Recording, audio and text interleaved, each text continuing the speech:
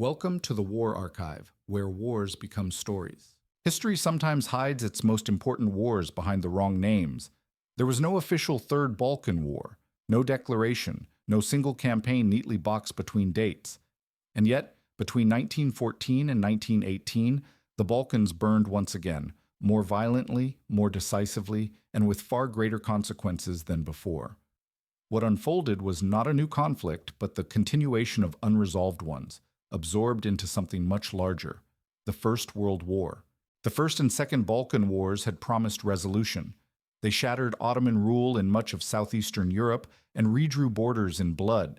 But they solved nothing. Instead, they created new resentments, new rivalries, and new ambitions. Victors felt cheated, losers felt humiliated, and every nation believed history still owed it something. When the guns fell silent in 1913, the Balkans were not at peace. They were holding their breath. The region had long been Europe's most unstable crossroads.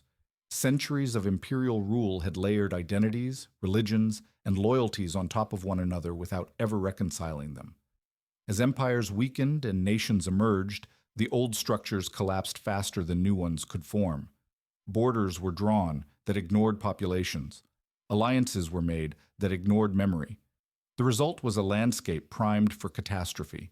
By 1914, the Balkans sat between three great powers: Russia, Austria, Hungary, and the Ottoman Empire, each with its own vision of control. None could dominate the region outright anymore, but none were willing to abandon it. This balance of frustration created a dangerous illusion that pressure could be applied without consequence, that intimidation could replace war. It was a mistake every power would soon regret. When the First World War began, it did not simply arrive in the Balkans. It erupted from them. The assassination in Sarajevo was not an isolated act of terror. It was the spark that landed in a field already soaked in fuel. What followed was not a detour from Balkan history, but its brutal acceleration. Old conflicts were no longer contained. They were internationalized, magnified, and weaponized. Calling the Balkan theater of World War I the Third Balkan War is not poetic exaggeration. It is historical clarity. The same grievances, the same rivalries, the same unresolved questions drove the fighting. Only now they were backed by global alliances, industrial armies, and total war. Serbia, Bulgaria, Greece, Romania, the Ottoman Empire, and Austria-Hungary would all fight for survival, expansion, or redemption. Some would gain territory, others would lose everything. By the time the war ended, three empires that had dominated the Balkans for centuries would be gone. Yet the region itself would remain unstable, its frustrations merely reshaped rather than resolved. The war that had no name would leave a legacy that reached far beyond 1918, one that would return with terrifying force just 21 years later. This was not just a chapter of World War I. It was the Balkans settling old scores on the largest stage history had ever provided. Long before the first shots of 1914, the Balkans had earned their reputation as Europe's most volatile region. This was not because its people were uniquely violent, but because history had placed too many empires, ambitions, and identities into too small a space and then removed the structures that once kept them contained. For centuries, much of the Balkans had existed under imperial rule. The Ottoman Empire governed vast territories populated by Orthodox Christians, Catholics, Muslims, and Jews, bound together less by unity than by administration. Austria-Hungary pressed southward, imposing its own authority over lands filled with Slavs, who increasingly dreamed of national self-determination. Russia, bound by language, faith, and ideology, saw itself as the protector of Slavic peoples and the natural heir to influence in the region. As Ottoman power declined in the 19th century, this balance began to crack. One by one, Balkan nations broke free, but independence brought conflict rather than calm. New states emerged with borders that rarely matched ethnic realities. Minorities found themselves trapped inside rival nations. Victories created expectations that could not be satisfied. Defeats produced grievances that demanded revenge. Geography worsened everything. The Balkans sat astride vital trade routes and strategic corridors linking Central Europe, the Mediterranean, and the Near East. Whoever controlled the region could project power far beyond it. This made even small local disputes matter to distant capitals. A clash in Macedonia or Bosnia was never just regional, it was a test of influence between empires that no longer trusted one another. Nationalism added fuel to the fire. In Serbia, the dream of uniting all South Slavs became both a political goal and a moral mission. In Bulgaria, the memory of a greater state promised by earlier treaties hardened into obsession. In Greece, historic claims stretched across islands and coastlines long ruled by others. Each nation believed history had cheated it, and that force might correct the injustice. The First and Second Balkan Wars intensified these pressures rather than resolving them. Alliances shifted overnight. Former allies turned on one another. Territories changed hands, but resentments deepened.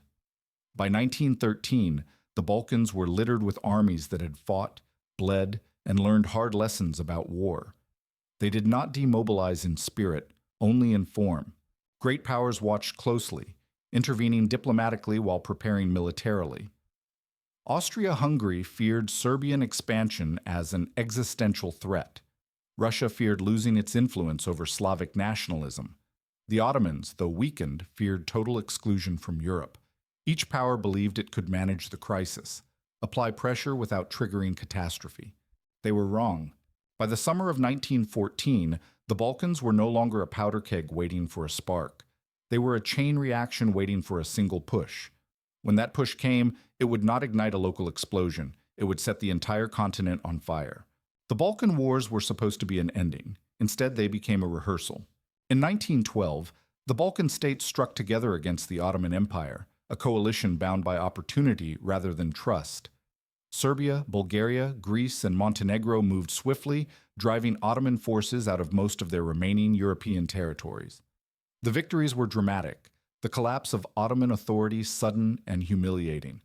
For the first time in centuries, the Balkans seemed free of imperial domination. But freedom arrived without agreement. The First Balkan War ended with territory taken, not settled. Borders were vague, promises conflicting, and expectations wildly incompatible. Bulgaria believed it had earned the largest share of Macedonia. Serbia believed sacrifice entitled it to expansion. Greece refused to surrender coastal gains. Montenegro wanted recognition and security. The Ottomans were pushed aside, but the victors now faced one another. Within months, the alliance collapsed. The Second Balkan War erupted in 1913, when Bulgaria, convinced it had been betrayed by its former allies, launched attacks against Serbia and Greece. The gamble failed catastrophically. Romania entered the war against Bulgaria. The Ottomans seized the opportunity to reclaim lost land. In weeks, Bulgaria went from perceived hegemon to defeated outcast. The war ended with new borders, but no satisfaction. Serbia emerged stronger, territorially expanded, and increasingly confident. Greece consolidated key regions and ports. Romania gained territory without deep cost. Bulgaria, humiliated and resentful, felt cheated by both allies and great powers alike. The Ottomans, though partially restored, understood their European future was fading. Most dangerous of all, the wars left armies experienced, mobilized, and embittered. Officers had learned how to fight modern war. Soldiers had learned that borders could be changed by force. Governments learned that violence worked, at least in the short term. No mechanism existed to peacefully resolve what remained unresolved. The great powers attempted to impose order through treaties and conferences. They succeeded only in freezing instability into place. Each compromise satisfied no one fully. Each settlement created minorities trapped inside hostile states. Each new border became a future flashpoint. By 1913, the Balkans stood victorious, but unbalanced. The wars had destroyed Ottoman dominance, but they had not created peace. Instead, they produced a region armed, frustrated, and convinced that history was still unfinished. When the guns fell silent, Europe believed the crisis had passed. In reality, it had only changed shape. The victories of 1912 and 1913 did not prevent a greater war. They made it inevitable. No nation emerged from the Balkan Wars more embittered than Bulgaria. In 1912, it had entered the conflict believing itself the natural leader of the Balkan Alliance, armed with the largest army and the clearest territorial ambitions. In 1913, it emerged isolated, defeated, and humiliated. Its dreams of a greater Bulgaria shattered not by the Ottomans, but by former allies. The bitterness cut deeper because Bulgaria felt betrayed not only by its neighbors, but by its patrons. For decades, Russia had positioned itself as Bulgaria's protector, bound by Slavic kinship and Orthodox faith. Yet when the post-war settlements were negotiated, Russia and the Western powers did little to prevent Bulgaria's losses to Serbia, Greece, and Romania. To Sofia, this was not diplomacy. It was abandonment. Public opinion hardened quickly. Newspapers accused Russia of sacrificing Bulgarian interests for stability. Politicians spoke openly of betrayal. The belief took root that Bulgaria's future could no longer depend on Slavic solidarity or Russian goodwill.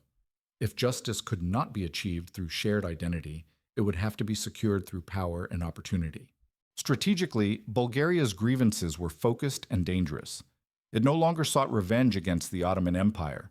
Instead, its claims were directed squarely at Serbia, Greece, and Romania, the very states that now benefited from the Balkan Wars. This realignment of enemies reshaped Bulgaria's worldview and opened the door to new alliances that would have seemed unthinkable only years earlier. Germany and Austria-Hungary recognized the opportunity immediately. To Vienna, Bulgaria offered a counterweight to Serbian expansion. To Berlin, it promised a strong regional partner capable of tipping the balance in southeastern Europe. Diplomatic courtship intensified, combining promises of territorial revision with military support and political recognition. The irony was stark. Aligning with the Central Powers meant standing alongside the Ottoman Empire, Bulgaria's centuries-old adversary. But history, in this moment, mattered less than geography. The Ottomans no longer controlled lands Bulgaria desired. Serbia did. Greece did. Romania did. Alliances were no longer about memory, but about maps. By 1914, Bulgaria had not yet chosen a side in the coming World War, but its direction was clear. Neutrality was not peace. It was preparation. Sofia waited, watching Europe edge toward catastrophe, calculating which side could best deliver what Bulgaria believed it was owed. When the war came, Bulgaria would not enter as a reluctant participant dragged into conflict. It would enter as a revisionist power seeking to undo the outcome of the Balkan Wars by riding the momentum of a much larger war. The stage was set. The alliances were shifting, and one of the Balkans' most powerful armies was waiting for the moment when history would once again be written in blood. For the Ottoman Empire, the Balkan Wars were not merely defeats. They were a reckoning. In the span of months, centuries of imperial presence in southeastern Europe collapsed. Provinces that had supplied soldiers, taxes, and prestige were lost almost overnight. Refugees flooded into Anatolia, carrying stories of violence and dispossession. What remained of the empire was shaken, poorer, and painfully aware that it now lived in an age dominated by industrial warfare it could barely afford. By 1914, the Ottoman state was weakened but not yet finished. Reformers within the government believed survival depended on rapid modernization and foreign support. The army was reorganized, railways expanded, and German military advisors brought in to reshape doctrine and training. Germany, unlike Britain or France, appeared willing to treat the Ottomans not as a dying relic, but as a partner with strategic value. Still, the question of war divided Istanbul deeply. The empire was exhausted. Its economy had been drained by consecutive conflicts, its infrastructure fragile, its population restless. Entering a European war carried enormous risk. Neutrality on the surface seemed the safest course, yet neutrality offered no protection from pressure. Russia threatened from the north. Britain and France dominated the seas. Austria, Hungary, and Germany pushed for alignment. Two German-built warships, recently purchased by the Ottoman Navy but still crewed and commanded by Germans, would ultimately tip the balance. On October 29, 1914, these ships carried out a surprise raid against Russian ports in the Black Sea. The attack was decisive, deliberate, and irreversible. Russia declared war. Britain and France followed. The Ottoman Empire was now a belligerent. Why the Ottomans chose this path remains debated. Some leaders believed Germany would win quickly and reward loyalty. Others feared isolation if the empire stood alone. Many simply saw war as inevitable and chose the side that promised survival, not security. What mattered most was that once committed, the empire would fight on multiple fronts, stretching its already limited resources to the breaking point. The Balkans were no longer merely a source of loss for the Ottomans. They were now a corridor linking the Central Powers.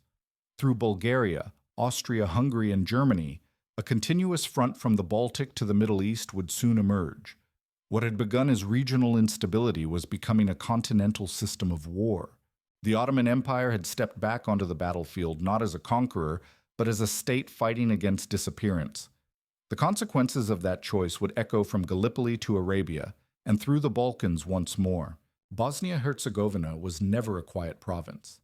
Annexed by Austria-Hungary in 1908, it sat uneasily within the empire, populated largely by South Slavs, who neither felt Austrian nor wished to become so. To Vienna, Bosnia was a strategic buffer and a symbol of imperial authority. To Serbian nationalists, it was unfinished history, a land that should one day belong to a greater Slavic state. For years, resentment simmered beneath the surface. Secret societies formed, fueled by radical nationalism and the belief that liberation justified violence. Among them was a loose network tied to the Black Hand, a clandestine organization operating within Serbia that sought to undermine Austro-Hungarian control in the Balkans. These groups were small, fragmented, and often reckless, but they were driven by conviction rather than caution. In late June 1914, the opportunity they had long awaited arrived. Archduke Franz Ferdinand, heir to the Austro-Hungarian throne, announced a visit to Sarajevo. The timing was disastrous. The date, June 28th, carried deep symbolic weight for Serbs, marking the anniversary of the medieval Battle of Kosovo, a foundational moment of national memory and sacrifice. To many nationalists, the Archduke's presence felt like provocation. On the morning of June 28th, a group of young conspirators positioned themselves along the Archduke's route. The first assassination attempt failed when a bomb thrown at the royal motorcade bounced off the car and exploded behind it. The Archduke survived, shaken, but alive. Fate, however, had not finished its work. Later that day, as the motorcade changed course, confusion placed Franz Ferdinand's car directly in front of one of the conspirators, Gavrilo Princip. At point-blank range, Princip fired 2 shots, killing the Archduke and his wife, Sophie. The act lasted seconds. Its consequences would last decades. The assassination was not merely a crime, it was a rupture. In Vienna, outrage hardened into resolve. Though direct Serbian government involvement was debated, Austria-Hungary was convinced that elements within Serbia had enabled the plot. The empire now faced a choice: accept humiliation or strike decisively to reassert authority in the Balkans. Across Europe, diplomats recognized the danger immediately. The Balkans had ignited before. This time, the fire threatened to spread beyond containment. What had been a regional rivalry now stood poised to drag the great powers into open confrontation. The match had been struck, not in ignorance, but in a region where history had made violence feel inevitable. What remained was to see how quickly the flames would spread. In the weeks after Sarajevo, Europe did not rush toward war. It drifted, slowly, deliberately, toward catastrophe. Diplomats spoke in measured tones. Kings exchanged letters. Newspapers speculated. Yet beneath this calm surface, decisions were being made that narrowed the path to peace with every passing day. Austria-Hungary was determined not to let the assassination pass unanswered. The empire's leadership believed that its authority in the Balkans was at stake. Serbia, in their view, had become a permanent source of instability, emboldened by victories, protected by Russia, and willing to challenge imperial control through violence. If Austria-Hungary did not act now, it might never act again. On July 23, 1914, Vienna delivered its response, the July Ultimatum. It was a list of 10 demands presented to Serbia, crafted not to be negotiated, but to be refused. Among them was a requirement that Austrian officials be allowed to operate inside Serbia to investigate the assassination, an intrusion into sovereignty no independent state could reasonably accept. The message was clear. Compliance meant submission. Refusal meant war. Serbia, fully aware of its military inferiority, responded with restraint. After 2 days of deliberation, it accepted nearly every demand. Only one point was rejected: the presence of Austrian investigators on Serbian soil. Simultaneously, Serbia ordered general mobilization, preparing for the worst while hoping diplomacy might still prevail. Austria-Hungary was not appeased. On July 25th, it severed diplomatic relations. Partial mobilization followed. The machinery of war began to turn, slowly at first, then with increasing momentum. What had begun as a bilateral crisis was now pulling in alliances that had been constructed precisely for moments like this. Russia could not stand aside. Bound by pan-Slavic sentiment and strategic interest, St. Petersburg saw Serbia's survival as essential to its own influence in the Balkans. Russian leaders feared that allowing Austria-Hungary to crush Serbia would leave them isolated and weakened. Mobilization orders were prepared, not as a declaration of war, but as insurance against it. Germany watched closely. As Austria-Hungary's ally, Berlin viewed the crisis through the lens of encirclement. If Russia mobilized, France would follow. If France entered the war, Germany believed it must strike first to survive. On July 31st, Germany issued ultimatums to both Russia and France, demands designed to halt mobilization and secure neutrality. They were ignored. On August 1st, 1914, Germany declared war on Russia. Austria-Hungary followed through with its own declaration against Serbia days earlier, on July 28th. The system of alliances, once meant to preserve peace through deterrence, now guaranteed escalation. What began in the Balkans had become a continental war within days. The July crisis was not a failure of diplomacy alone. It was the culmination of years of mistrust, fear, and unresolved ambition. Each decision made sense to those who made it. Together, they made war inevitable. When war finally came, it did not arrive in the Balkans as an abstraction. It came in the form of artillery shells falling on cities, rivers crossed by pontoon bridges, and armies marching along roads that had already seen too much blood. For Serbia, the war began not as a chapter of a global conflict, but as a fight for national survival. On July 28, 1914, Austria-Hungary declared war on Serbia. The next day, artillery opened fire on Belgrade from across the Danube and Sava rivers. The Serbian capital, poorly defended, exposed, and within range of enemy guns, became one of the first cities in Europe to be bombarded in the new war. Civilians fled as shells tore through neighborhoods. The illusion that this might remain a limited conflict vanished almost instantly. Austria-Hungary believed the campaign would be short. Serbian forces were exhausted from the Balkan Wars. Their equipment was outdated, their ammunition limited, and their manpower strained. Vienna assumed that numerical superiority, heavier artillery, and imperial prestige would be enough to secure a swift victory. What the planners underestimated was Serbian experience and resolve. Serbia mobilized with remarkable speed. 4 armies, numbering roughly 247,000 men, took positions along expected invasion routes. Montenegro joined the fight, mobilizing its own divisions in support. Though outmatched in material terms, Serbian troops were veterans. They knew the terrain intimately and had already learned how to fight larger forces to exhaustion. In early August, Austro-Hungarian armies crossed into Serbian territory. The first major clash came at the Battle of Ser. Against expectations, Serbian forces repelled repeated Austrian assaults, inflicting heavy losses and forcing a retreat. It was the first major Allied victory of the war, and it shocked Europe. The empire that had sought to punish Serbia had been thrown back by a smaller, poorer opponent. Austria-Hungary regrouped and attacked again along the Kolubara River. Once more, the fighting was brutal. Serbian troops retreated under pressure, then counterattacked with ferocity. By December 1914, Serbian forces had driven the Austrians out entirely, recapturing Belgrade and pushing the invaders back across the rivers they had crossed months earlier. The cost was enormous. Serbia lost tens of thousands of soldiers and civilians. Disease spread rapidly, supplies dwindled, but Serbia had survived. Against all expectations, it had humiliated a great empire and disrupted its war plans. Yet victory carried its own danger. Austria-Hungary could not accept defeat. Germany, now fully engaged in a two-front war, could not allow its ally to fail in the Balkans. Serbia's survival in 1914 did not end the struggle. It ensured that the next blow, when it came, would be far heavier. The war in the Balkans had begun as a punitive expedition. It was already becoming something much larger, a proving ground for empires under strain, and a warning that this conflict would not be settled quickly or cheaply. Serbia's victories in 1914 brought pride, but no relief.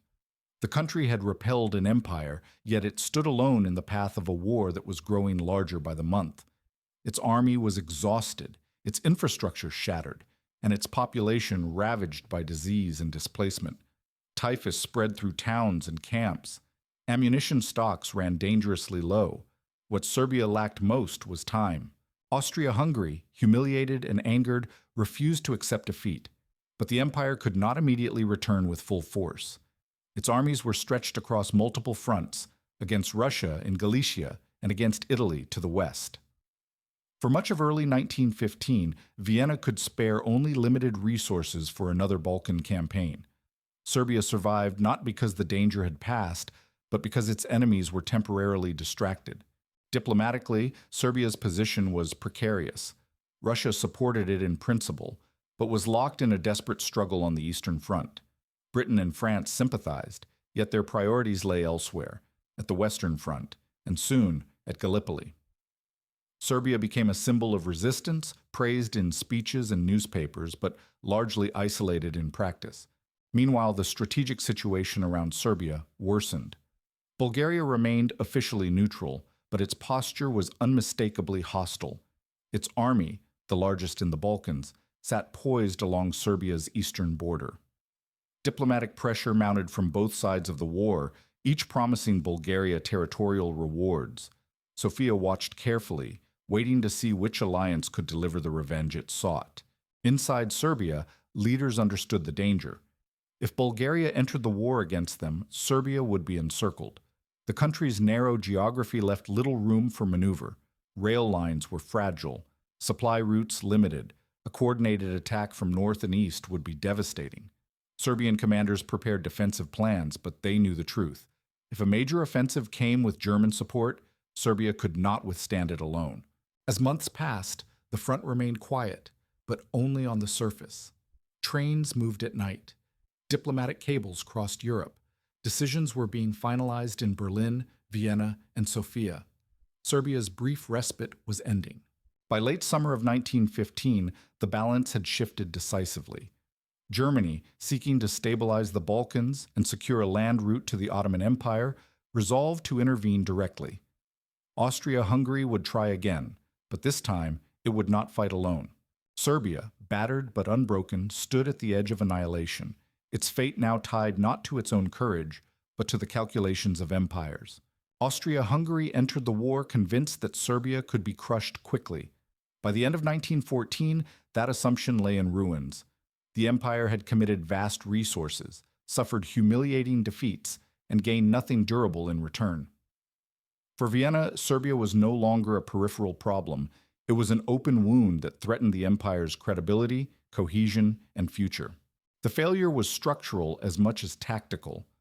Austria-Hungary's army was large but unwieldy, burdened by linguistic divisions, uneven training, and rigid command structures. Serbian forces, though smaller and poorly equipped, fought with cohesion and intimate knowledge of terrain. Mountains, rivers, and narrow valleys favored defenders who knew every path and ridge. Each Austrian advance slowed, stalled, and then collapsed under counterattack.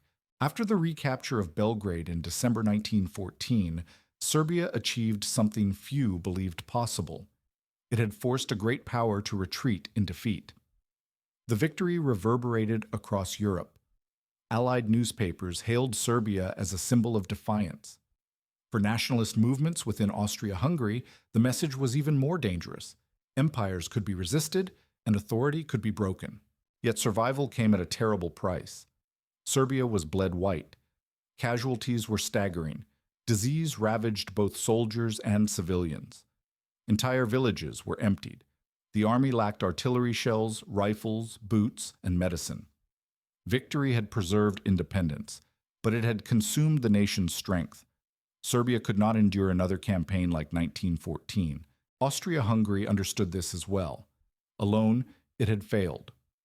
With Germany's backing, the equation changed. Berlin had so far viewed the Balkan front as secondary, but by 1915, strategic priorities shifted. A direct land route to the Ottoman Empire was essential. Russian pressure on the Eastern Front needed relief. Serbia stood in the way of both objectives. The solution was decisive and ruthless. Germany would intervene directly. A combined Austro-Hungarian-German force would attack from the north, while Bulgaria, once convinced to join, would strike from the east. The plan promised encirclement rather than punishment. Serbia would not be pushed back again. It would be erased as a fighting force. By the summer of 1915, Austria-Hungary had learned its lesson the hard way. Serbia's survival was not proof of weakness. It was proof of danger. The next assault would not repeat past mistakes. It would be overwhelming, coordinated, and final. For Serbia, the year of survival had bought time, but not safety. The empire had failed. The coalition would not. For more than a year, Bulgaria waited. It watched Serbia bleed, Austria-Hungary stumble, and Germany recalibrate its strategy. Neutrality was not indecision, it was leverage. Sofia understood that its army, the largest and most experienced in the Balkans, was the missing piece in the regional puzzle. Whoever secured Bulgaria would decide the fate of southeastern Europe. Germany understood this better than anyone. Diplomatic efforts intensified in the spring and summer of 1915. The offer was blunt and irresistible. If Bulgaria joined the Central Powers, it would be rewarded with the territories it believed had been stolen in 1913, Macedonia above all. This was not ideology. It was revisionism backed by force. The Entente tried to counter the move, but their promises were vague and their actions slow. They could not guarantee territorial gains at Serbia's expense without undermining their own ally. Bulgaria, still burning with resentment from the Second Balkan War, was done waiting for sympathy. It wanted restitution. In October 1915, Bulgaria made its choice. It declared war on Serbia and mobilized along the eastern border. Almost immediately, the strategic picture transformed. Serbia, already stretched to the limit, now faced a coordinated assault from three directions: Austro-Hungarian and German forces from the north and northwest, and Bulgarian armies advancing from the east. Encirclement was no longer a threat, it was a reality. The offensive unfolded with brutal efficiency. German General August von Mackensen commanded a combined force of roughly 250,000 troops, supported by heavy artillery and modern logistics. Bulgarian divisions moved swiftly, cutting rail lines and seizing key junctions that Serbia depended on for reinforcement and retreat. The Serbian army fought desperately, but the geometry of the war had turned against it. Unlike previous invasions, this campaign left no room for maneuver. Serbian units were forced into constant withdrawal, abandoning positions almost as soon as they were occupied. Supply shortages became catastrophic. Ammunition ran out. Food disappeared. Disease followed closely behind. By late October, the outcome was no longer in doubt. Serbia was being crushed not by a single empire, but by a system, an alliance that had learned from past failures and applied overwhelming force. The Balkan state that had humiliated Austria-Hungary in 1914 was now facing extinction. Bulgaria had achieved what it sought: revenge, leverage, and relevance. But in doing so, it ensured that the Balkans would remain central to the war's most tragic chapters. The collapse of Serbia had begun. What followed would become one of the most harrowing retreats in modern military history. By late October 1915, Serbia's fate was sealed. The question was no longer whether the country could hold its ground, but whether its army and its people could survive what was coming next. Encircled from three sides and facing forces vastly superior in numbers, artillery, and supply, the Serbian High Command confronted a decision no nation ever wishes to make: fight to annihilation or retreat into the unknown. The Central Powers advanced relentlessly. German and Austro-Hungarian troops pressed down from the north, while Bulgarian armies surged westward, severing Serbia's last rail connections and blocking any hope of withdrawal toward friendly territory. Attempts to link up with Allied forces were futile. The Franco-British landings at Salonica came too late, and too cautiously to alter the outcome. Serbia stood alone once more, this time with no escape route left open. In November 1915, the Serbian government and military leadership chose retreat. The army, accompanied by tens of thousands of civilians, began a desperate withdrawal through the mountains of northern Albania and Montenegro toward the Adriatic coast. What followed became known simply as the Great Retreat, a march defined by hunger, disease, exposure, and death. Winter closed in quickly. Snow covered mountain passes. Roads dissolved into mud and ice. Food was scarce. Many soldiers marched barefoot, their uniforms in tatters. Civilians, women, children, the elderly, collapsed along the route. Some were killed by bandits. Others froze where they fell. Entire columns vanished into the mountains, leaving no record behind them. Montenegro attempted to cover the retreat, fighting a last stand against advancing Austro-Hungarian forces. At battles such as Mojkovac in January 1916, Montenegrin troops delayed the enemy long enough for Serbian survivors to reach the coast. The effort cost Montenegro its independence. Soon after, the country was occupied. By early 1916, what remained of the Serbian army reached the Adriatic.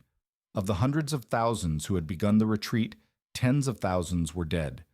Those who survived were evacuated by Allied ships to the Greek island of Corfu. There, exhausted and broken, they began the slow process of recovery and reorganization. Serbia, as a state, had ceased to exist, but its army had not surrendered. Following the conquest, Serbian territory was divided between Austria-Hungary and Bulgaria. Occupation brought repression, forced labor, and attempts to erase Serbian national identity. Yet, even in defeat, resistance smoldered beneath the surface. The destruction of Serbia was total, but it was not final. The army that staggered into exile would return, and when it did, it would carry with it the memory of a nation that had survived annihilation once already. Even as Serbia collapsed, the Entente searched for a foothold in the Balkans. That foothold became Salonica.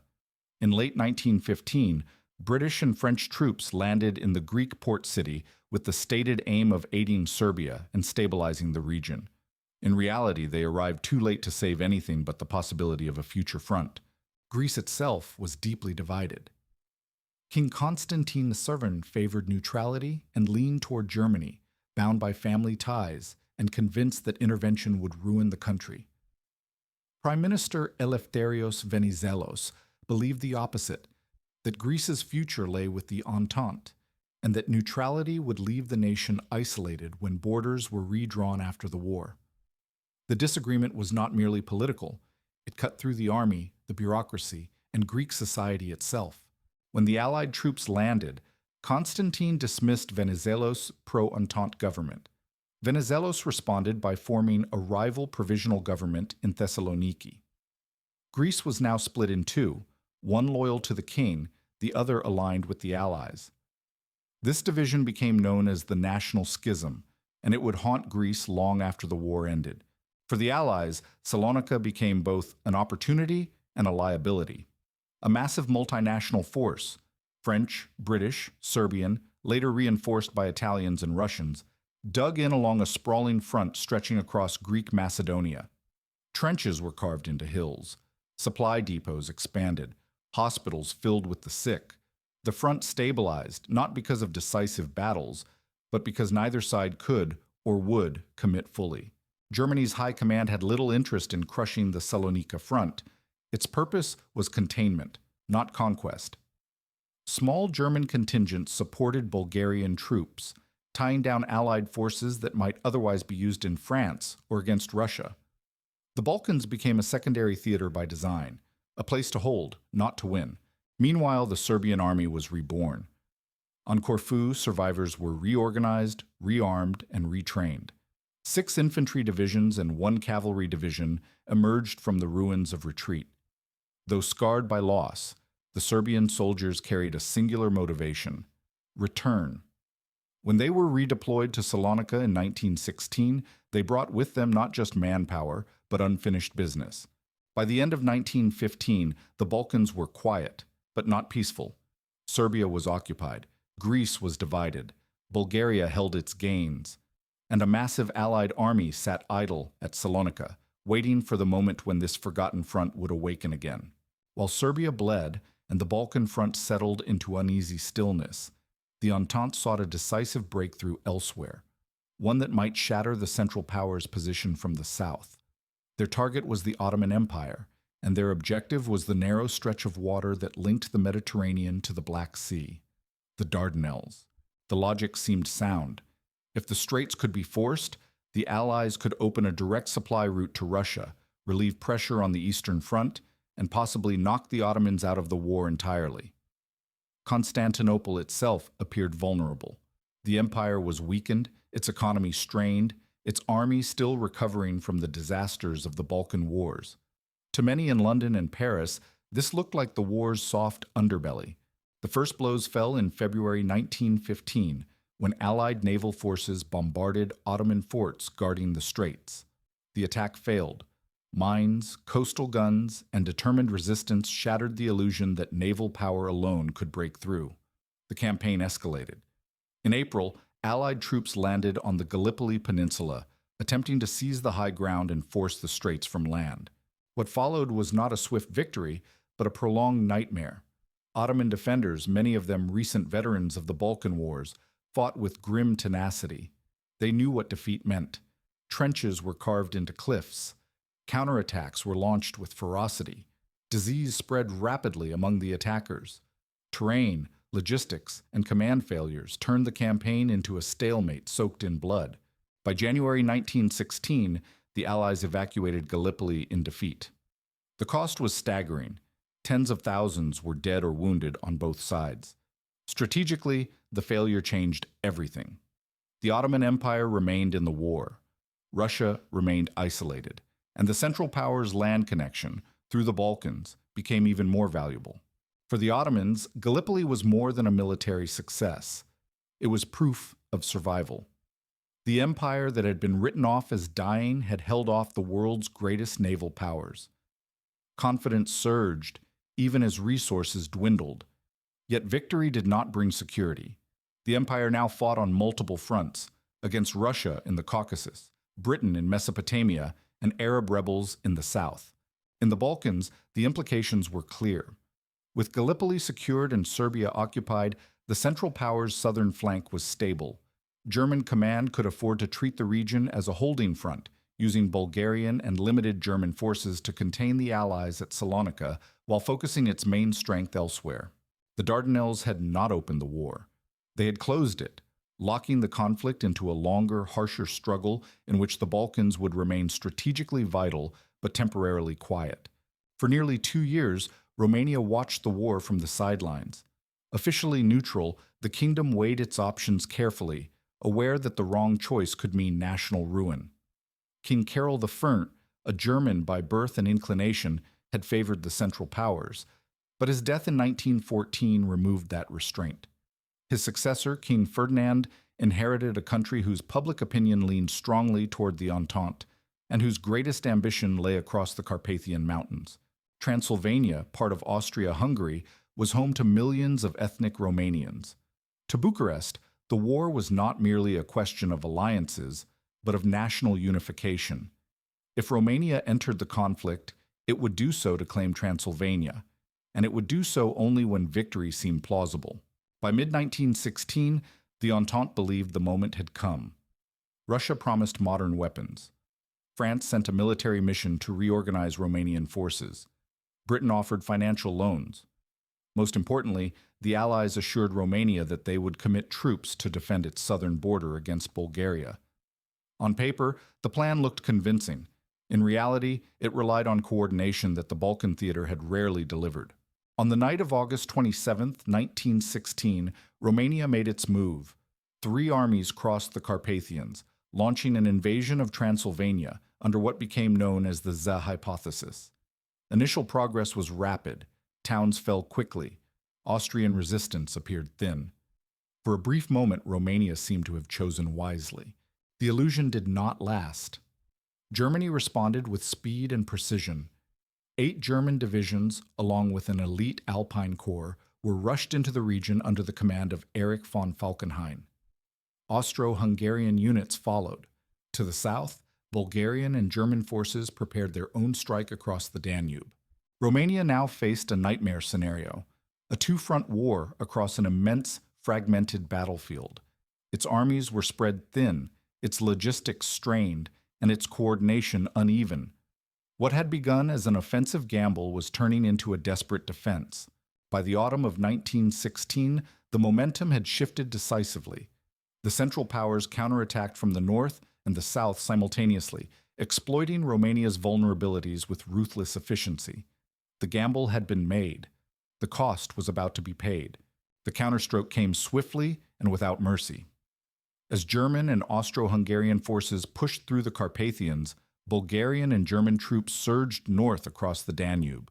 Romania's long front, stretching over 1,600 kilometers of mountains, rivers, and plains, proved impossible to defend.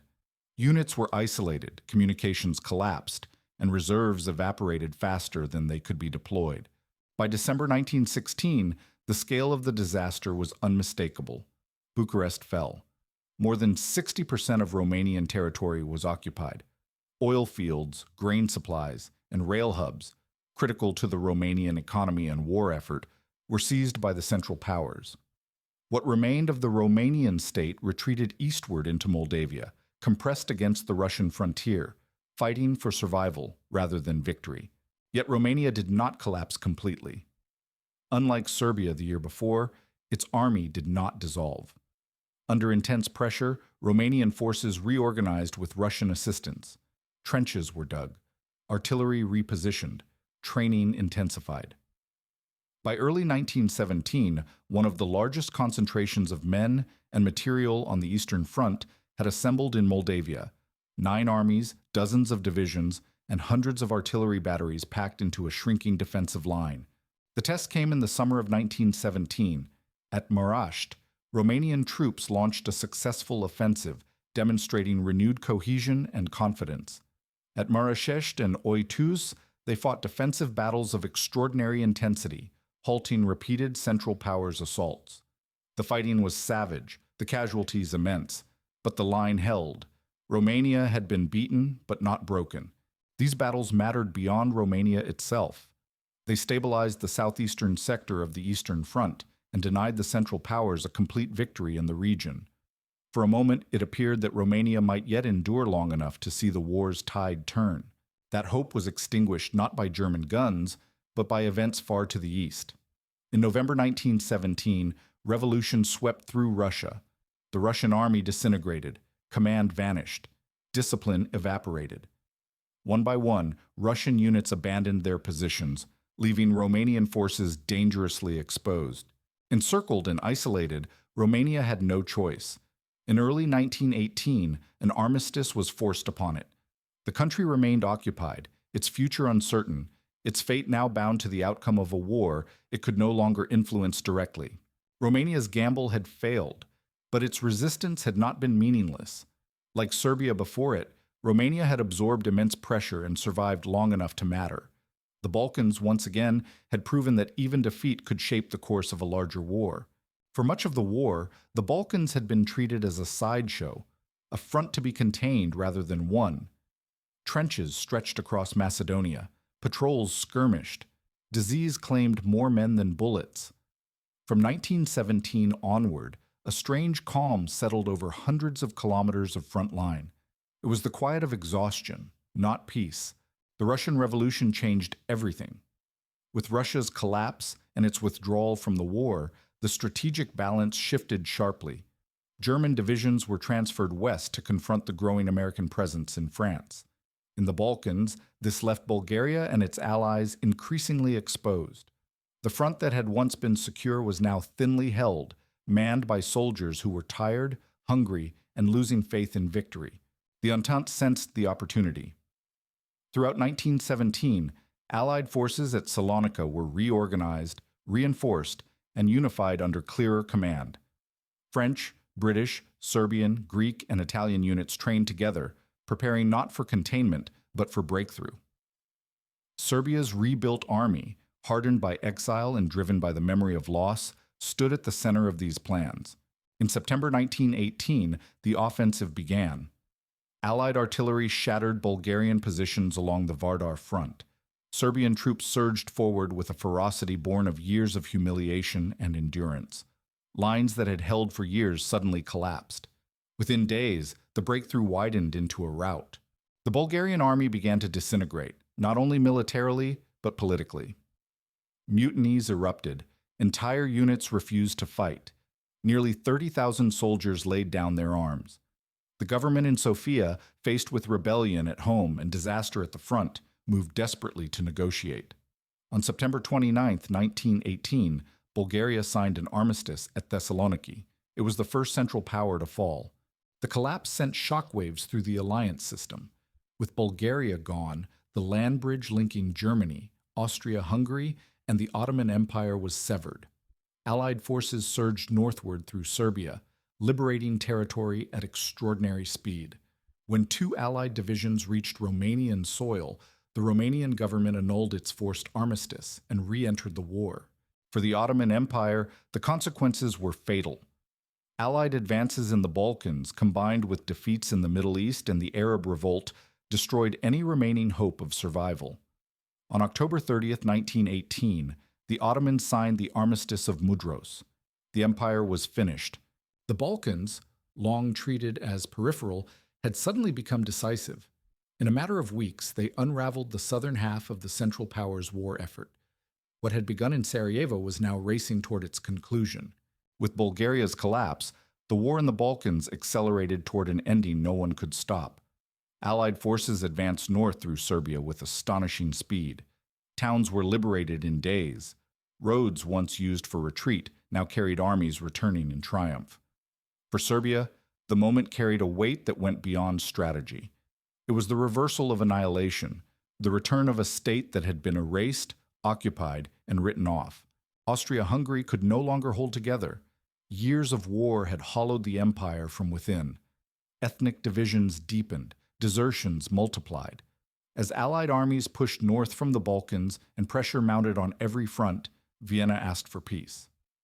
On October 27, 1918, the Austro-Hungarian government sought separate negotiations. 2 days later, it accepted the Allies' terms. The empire collapsed not with a final battle, but with fragmentation. Czechs, Slovaks, South Slavs, and others stepping away from imperial authority almost overnight. Germany stood isolated. Its allies had fallen one by one. The Balkan corridor that once linked Berlin to Constantinople was gone. Revolution spread at home. On November 11, 1918, Germany signed the armistice that ended the war. The conflict that had begun in the Balkans ended with Europe transformed beyond recognition. 3 empires that had dominated southeastern Europe for centuries, the Ottoman, Austro-Hungarian, and Russian, were gone. Monarchies that had fought over the Balkans as prize and buffer alike vanished within 4 years. In their place stood new states, new borders, and new promises of self-determination. Yet the Balkans themselves were not at peace. The same forces that had ignited the war, nationalism, unresolved borders, ethnic grievance, remained alive. Victors felt shortchanged. Minorities found themselves trapped inside new nations. Old hatreds were repackaged rather than resolved, calling World War I in the Balkans. The Third Balkan War is not a metaphor. It is an explanation. The war followed the same logic, the same ambitions, and the same frustrations as the conflicts of 1912 and 1913. It merely unfolded on a global scale. The instability that began with Ottoman decline ended by destroying the very empires that sought to control it. And history did not stop there. Just 21 years later, the Balkans would once again become a battlefield, as the unresolved legacy of this war fed directly into the next. The First World War ended empires, but in the Balkans it did not end conflict. It only taught it to wait.